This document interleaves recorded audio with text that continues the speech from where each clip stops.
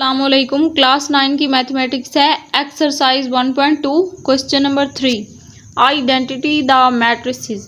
Matrix को identify करना है हमने।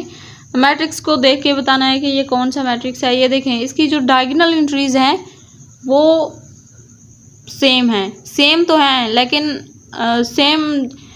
कभी कभी जब सेम होता है तो वो आइडेंटिटी मैट्रिक्स भी होता है, क्योंकि ये 1 से बड़ी हैं। वो जब डायगोनल एंट्रीज में दोनों जगह पे 1 1 आता है तो उसका मतलब होता है कि वो आइडेंटिटी मैट्रिक्स होती हैं, क्योंकि ये 1 से बड़ा है और सेम भी है और नॉन डायगोनल एंट्रीज भी 0 हैं।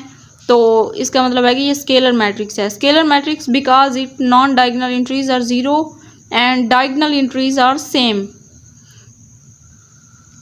बी मैट्रिक्स है तो नहीं है और सेम भी नहीं है, तो ये स्केलर मैट्रिक्स भी नहीं है, आइडेंटिटी मैट्रिक्स भी नहीं है, ये डायगोनल मैट्रिक्स है, क्योंकि इसकी डायगोनल एंट्रीज नॉन ज़ीरो है एंड नॉन डायगोनल एंट्रीज 0 हैं। तो इसका मतलब है कि ये डायगोनल मैट्रिक्स है। Diagonal matrix its non diagonal entries are 0।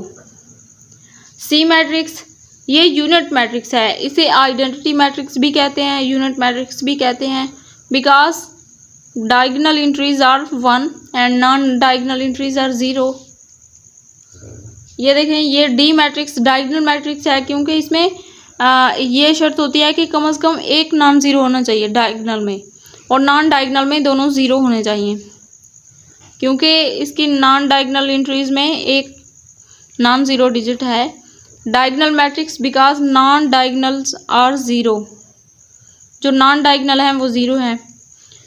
5 - 3 यहाँ पे भी 2 आ रहा है और यहाँ पे 1 + 1 भी 2 आ रहा है, तो इसका मतलब है कि ये स्केलर मैट्रिक्स है, क्योंकि इसकी डायगोनल एंट्रीज में दोनों सेम हैं एंड नॉन डायगोनल एंट्रीज में दोनों 0। Scalar matrix because diagonals are same.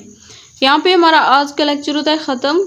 अगर आप लोगों ने मेरे चैनल को अभी तक सब्सक्राइब नहीं किया तो जल्दी से सब्सक्राइब कर लें, वीडियो को लाइक करें, अपने दोस्तों के साथ शेयर करें। मिलते हैं नेक्स्ट वीडियो में, तब तक के लिए अल्लाह हाफिज़।